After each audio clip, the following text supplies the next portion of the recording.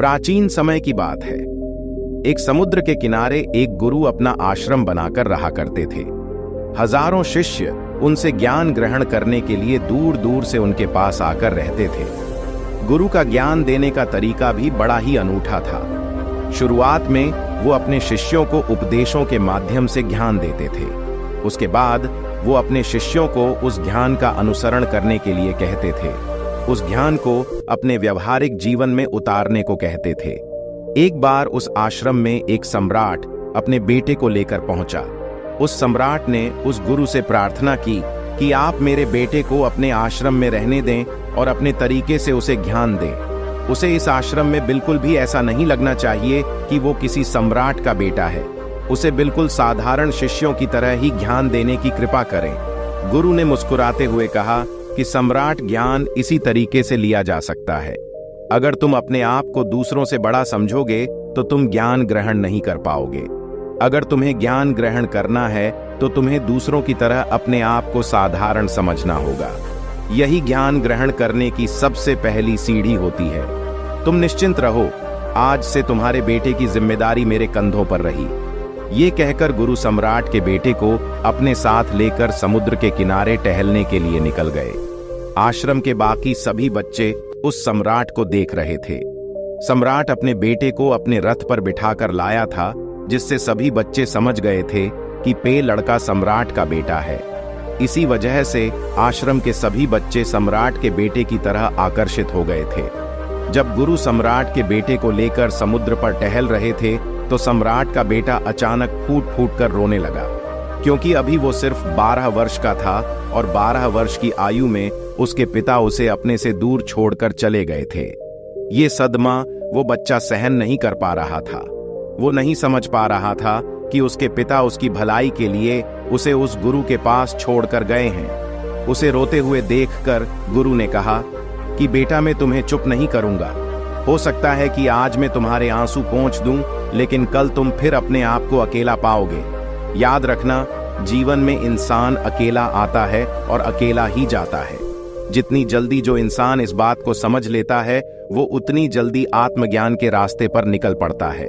गुरु ने अपनी बात आगे बढ़ाते हुए कहा कि जो इंसान अकेला रहना सीख लेता है, वही खुद से प्यार कर पाता है, और जो खुद से प्यार करना जानता है, वो किसी के भी जाने का अफसोस नहीं करता, क्योंकि वो खुद से ही प्यार करता है। धीरे धीरे तुम आश्रम के माहौल में ढल जाओगे। शुरुआत में तुम्हें समस्या आ सकती है, लेकिन कुछ दिनों के बाद तुम इसे आत्मसात कर लोगे।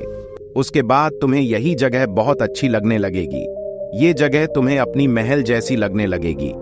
संध्या हो चली थी। समुद्र के दूसरे छोर पर सूरज छिपने लगा था और अपनी लालिमा पूरे आसमान में बिखेर रहा था। बड़ा ही सुंदर दृश्य था और गुरु शिष्य को अपने साथ लेकर आश्रम में वापस लौट आए। उस शिष्य को भी थोड़ी सांत्वना मिली, क्योंकि गुरु की आंखों में एक अभूतपूर्व शांति झलक रही थी। और जब हम किसी एकांतवासी गुरु की आंखों में वो शांति देख लेते हैं तो हमारे हृदय से भी सारा भार हट जाता है, मन एकदम निर्मल हो जाता है।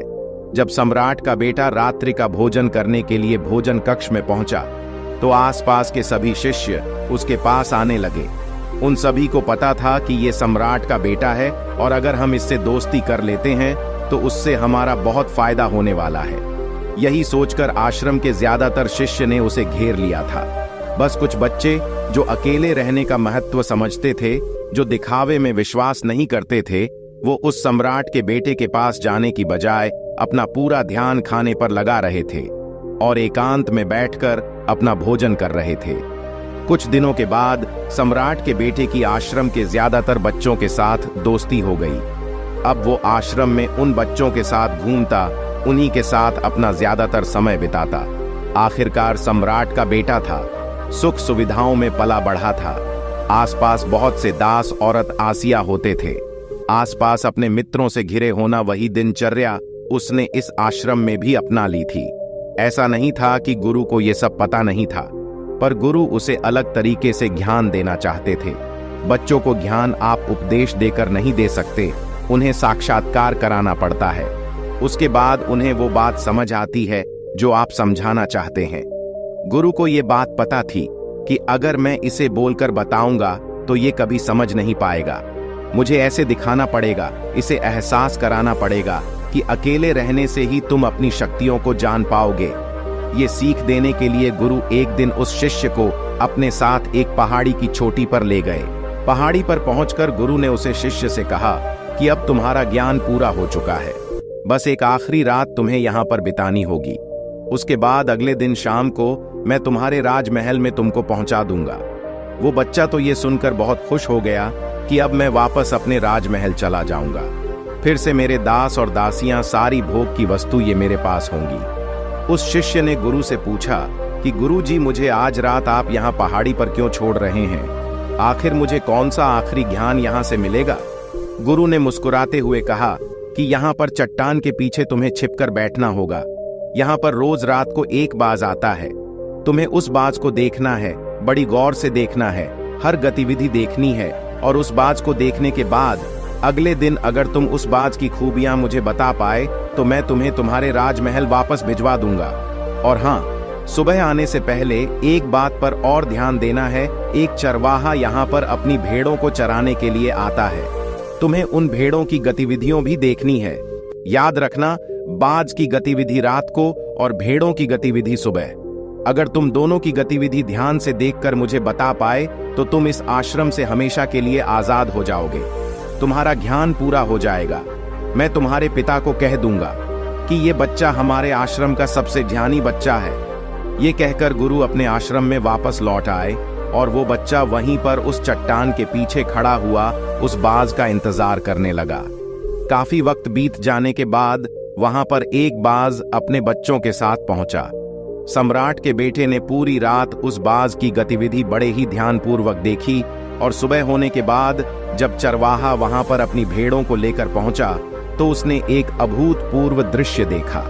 उसने देखा कि वो बाज भेड़ की एक मेमने को अपने पंजों में दबाकर आसमान में उड़ गया। उसने उस भेड़ के बच्चे का शिकार कर लिया था। ये सारा दृश्य देखकर वो बच्चा आश्रम में वापस अपने गुरु के पास पहुंचा। इससे पहले कि गुरु उससे कुछ पूछते, उसने गुरु को प्रणाम करते हुए कहा कि गुरुदेव, आप आश्रम के सभी बच्चों को यहाँ पर बुला लीजिए। मैं सब लोगों को बताना चाहता हूँ कि मैंने क्या देखा। जब आश्रम के सभी बच्चे वहां पर पहुंच गए तो उस सम्राट के बेटे ने कहना शुरू किया कि मैंने अपने जीवन में बहुत से पक्षियों को देखा है, लेकिन बाज उन सभी पक्षियों में से सबसे अद्भुत और सबसे अलग होता है। उदाहरण के लिए, एक तोता हम सभी ने देखा है। तोता बोलता तो बहुत है लेकिन कभी ऊंचा नहीं उड़ पाता, लेकिन एक बाज जो कि हर समय शांत रहता है, वो आकाश को भी छू सकता है। उसमें आकाश को भी छू लेने का सामर्थ्य होता है। जब भी एक बार अपने शिकार को निश्चित कर लेता है तो वो उसी शिकार पर अपनी नजरें गड़ाए रहता है, चाहे वो कितनी भी ऊंचाई पर क्यों ना हो, चाहे कितना भी बड़ा तूफान क्यों ना जाए, लेकिन उसकी नजर हमेशा अपने लक्ष्य पर स्थिर रहती है। आज सुबह जिस बाज को मैंने देखा, उसने हर भेड़ को अपना शिकार नहीं बनाया, बल्कि उस भेड़ के झुंड में से उसने उस भेड़ के मेमने को अपना शिकार बनाया। उस बाज की तरह हमें भी अपना ध्यान अपने एक ही लक्ष्य पर स्थिर रखना चाहिए। चाहे कितनी भी अड़चनें क्यों ना आए, हमें अपना लक्ष्य स्पष्ट दिखाई देना चाहिए। 10-20 अलग अलग लक्ष्यों में अपनी ऊर्जा बर्बाद करने के बजाय हमें किसी एक लक्ष्य पर पूरी एकाग्रता के साथ ध्यान देना चाहिए। तीसरी बात जो मैंने उस बात से सीखी और जो हम सभी को सीखनी चाहिए, वो ये है कि बाज कभी भी दूसरे पक्षी के साथ नहीं उड़ता, वो हमेशा आकाश में अकेला उड़ता है। इससे हमें ये सीख लेनी चाहिए कि हमें कभी भी छोटी सोच वाले लोगों के साथ नहीं रहना चाहिए।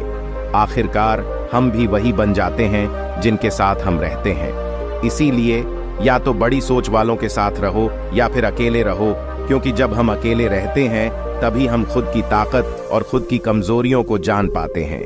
कमजोरियों को जानकर उनको दूर कर सकते हैं और अपनी ताकत को जानकर उसका सही इस्तेमाल कर सकते हैं, लेकिन वो तभी संभव होगा जब हम अकेले रहना सीखेंगे। चौथी सीख जो हमें एक बाज से लेनी चाहिए कि एक बाज हमेशा अपनी सीमाओं से ऊपर उठकर उड़ता है। जब तूफान आता है तो हर एक पक्षी अपने घोंसले की तरफ भागता है, खुद को छुपाने की जगह ढूंढता है, लेकिन बाज ऐसा कुछ भी नहीं करता। वो खुद की सीमाओं को तोड़कर बादलों से भी ऊपर उड़ने का प्रयास करता है। हवाएं उसे थपेड़े मारती हैं, पंख उसके बाहरी हो जाते हैं। पानी और धूल की वजह से उसे कुछ दिखाई नहीं देता, लेकिन वो फिर भी आसमान की तरफ उड़ता रहता है और अंततः बादलों से भी ऊपर निकल जाता है और वहां तब तक उड़ता रहता है जब तक मौसम ठीक नहीं हो जाता।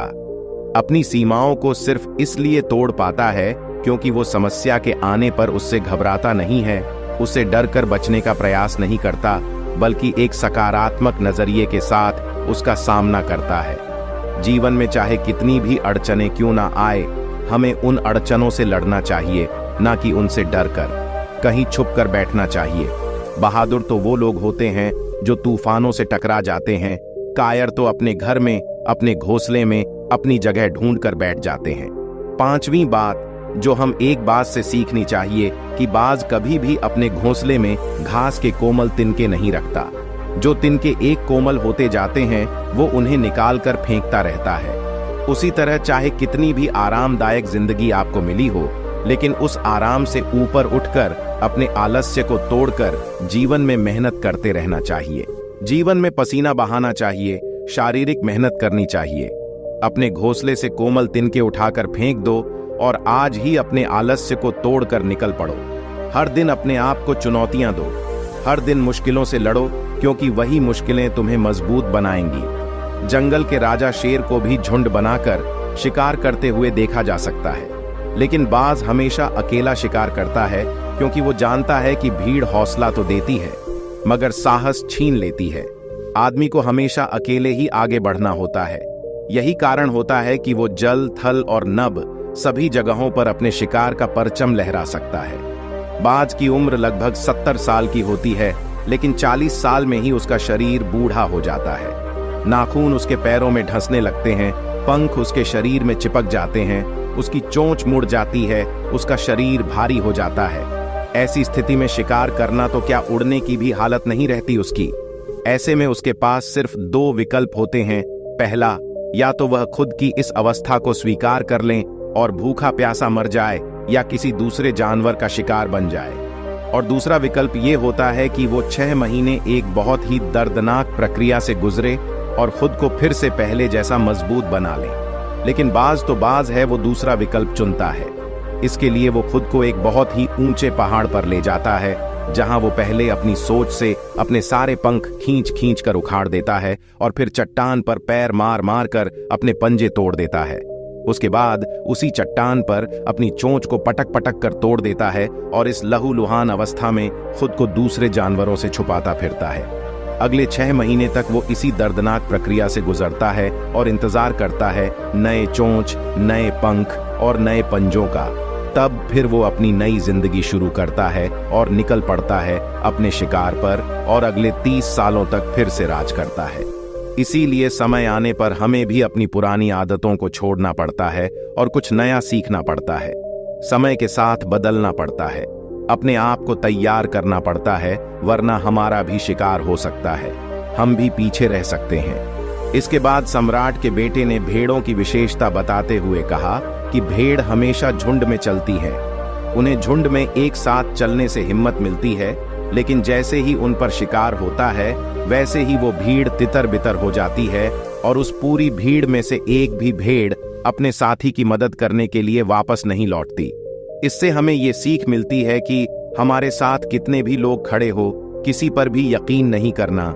यकीन करना तो खुद पर करना, क्योंकि बुरा समय आने पर वो भीड़ कब तितर बितर हो जाएगी आपको पता ही नहीं चलेगा। गुरु को प्रणाम करते हुए सम्राट के बेटे ने अपने गुरु से कहा कि गुरुदेव, अगर मुझसे कोई सीख रह गई हो तो कृपया करके आप बताने की कृपा करें।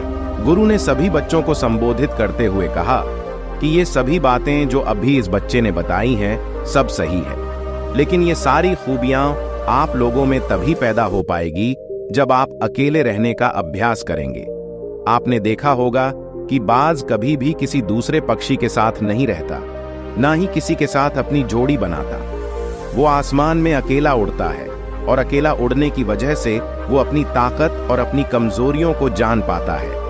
इसके बाद गुरु ने अपनी बात खत्म करते हुए कहा कि मैं आज रात इस सम्राट के बेटे को इसके राजमहल में छोड़ने के लिए जा रहा हूं, क्योंकि इसके सीख यहां पर पूरी हो गई है।